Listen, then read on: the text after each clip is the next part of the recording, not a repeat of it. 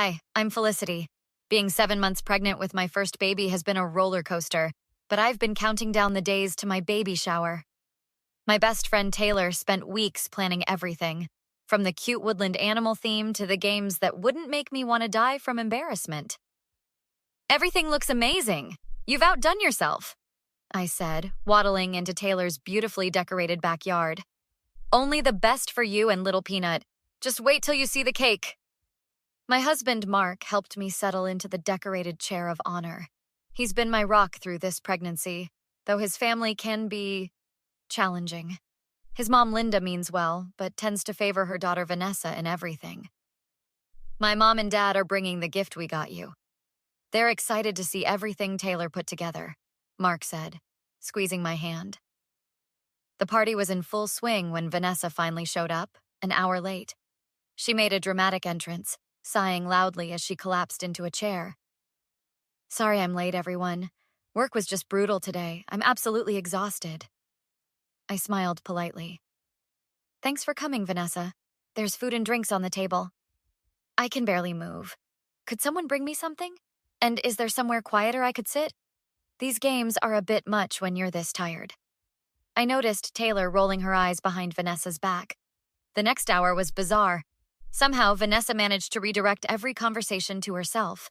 When it was time to open gifts, Vanessa positioned herself right next to me. Oh, this one's from me.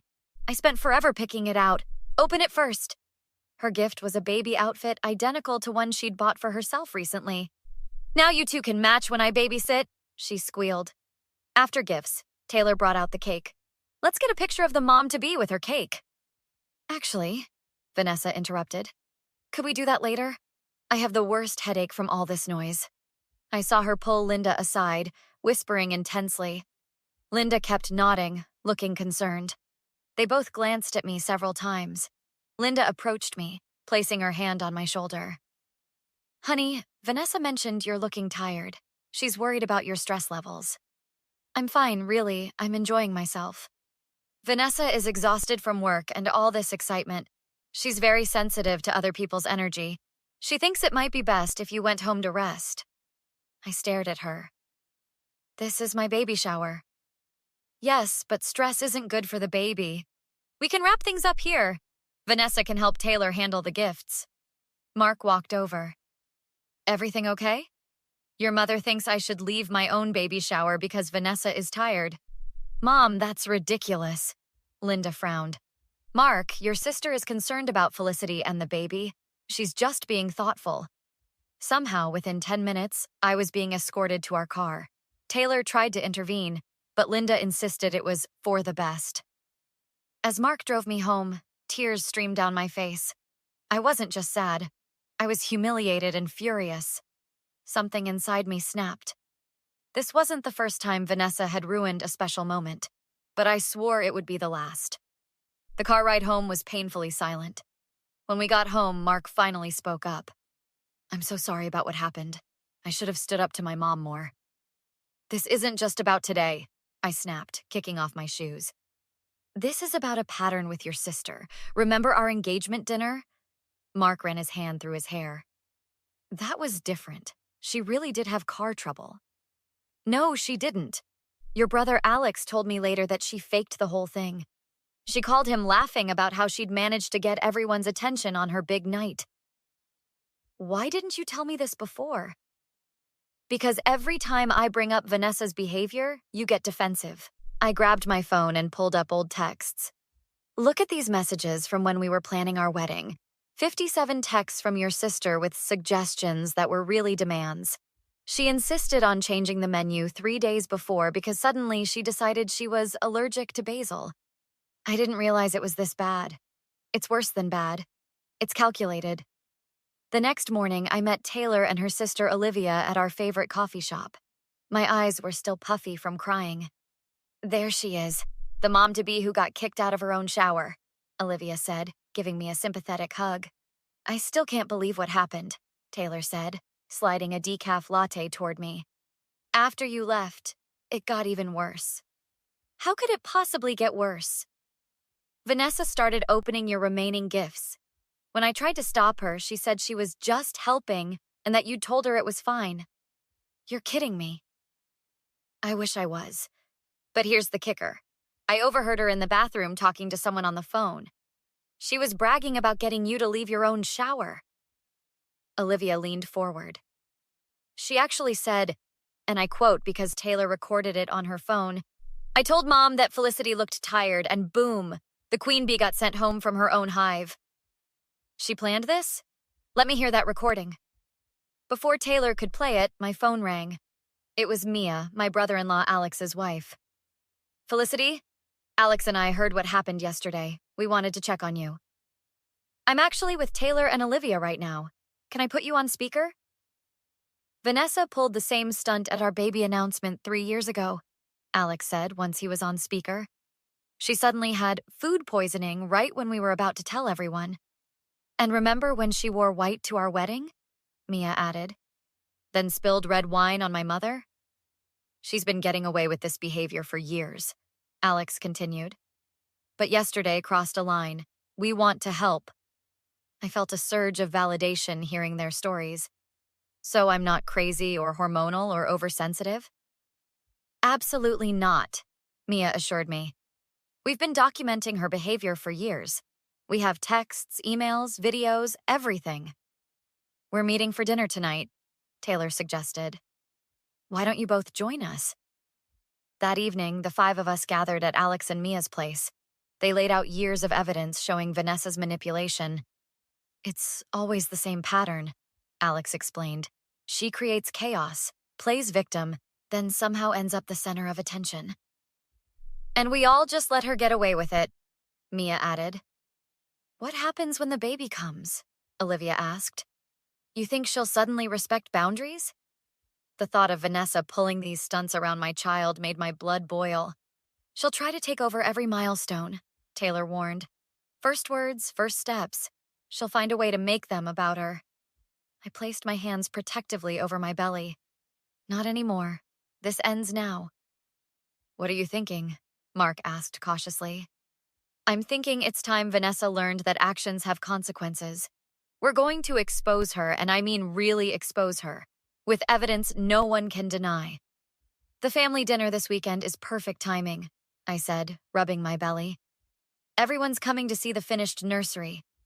Alex pulled out his phone. "I can set up small recording devices in the common areas. Totally legal." "Are we sure about this approach?" Mark asked nervously. "We've tried talking privately for years," Mia countered. "Your sister needs to be exposed with evidence that can't be denied." I squeezed Mark's hand. "Think about our baby. Do you want them growing up with an aunt who constantly undermines their mother?" Mark sighed. "You're right. I'm in." Taylor outlined the plan. "I'll call Vanessa and accidentally mention that Felicity is struggling with the nursery. Then I'll invite her over while Felicity is supposedly at a doctor's appointment." 2 days later, Taylor called me excitedly. "It worked! Vanessa took the bait. She's coming tomorrow to help finish the nursery since you're not handling things well. Alex set up the cameras, right?" "All installed and ready to go." The next day, I pretended to leave, but actually went to Mia's car down the street. We watched on Alex's phone as Vanessa arrived, and Taylor let her in before making an excuse to leave. As soon as Taylor was gone, Vanessa's whole demeanor changed. She wandered around the nursery with a disgusted look. "This is what happens when you're not ready to be a mother?" she muttered, taking pictures. "Poor kid is going to grow up neglected while Felicity plays mommy." She pulled at my woodland-themed curtains.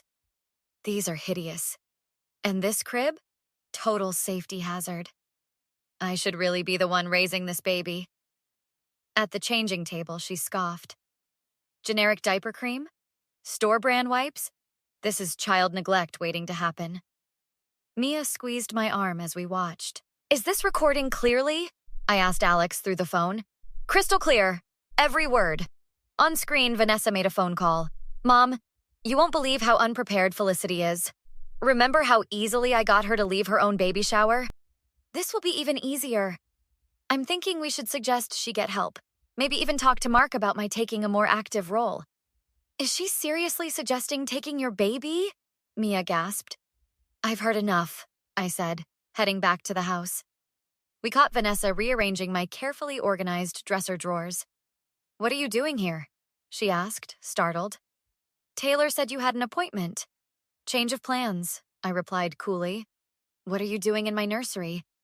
"Just helping. Everything was so disorganized."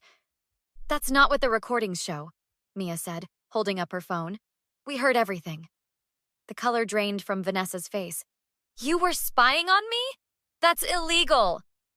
"Actually," Alex said, joining us, "recording in our own home with reasonable cause is perfectly legal, and we have quite the collection now." "Everything's ready for dinner tomorrow," I said, smiling sweetly. "Can't wait to see you there." The next evening, Mark and I greeted everyone as they arrived for dinner. Vanessa waltzed in last, acting as if nothing had happened. "The nursery looks amazing," she gushed, hugging me awkwardly. "I just knew you'd pull it together." Linda beamed. "Vanessa told me she stopped by to help yesterday. Wasn't that thoughtful?" "Oh, she helped all right," I said, exchanging glances with Taylor.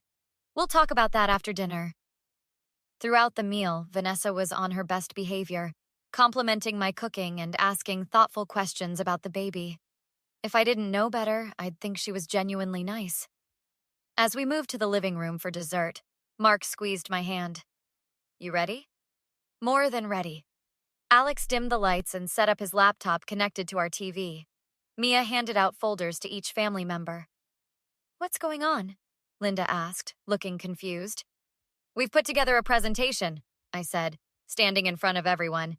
"It's called The Real Vanessa." Vanessa laughed nervously. "Is this some kind of roast?" "Very funny, guys." "Open your folders," Mark instructed. "Inside, you'll find screenshots of texts, emails, and social media posts spanning the last 3 years."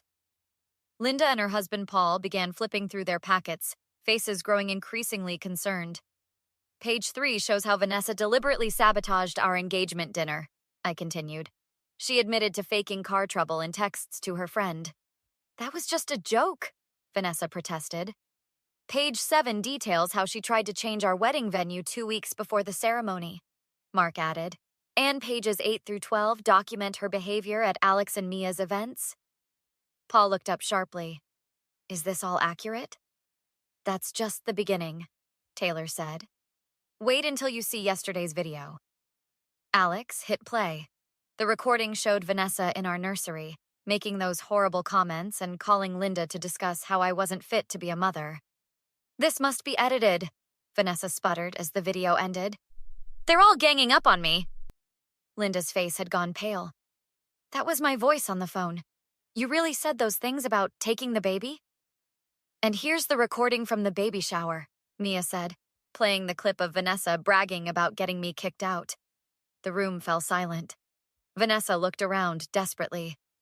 "Okay, I made some mistakes," she finally said, tears welling up. "I'm sorry. I've been going through a lot lately, and I can be better. Please, Felicity, I'm really sorry."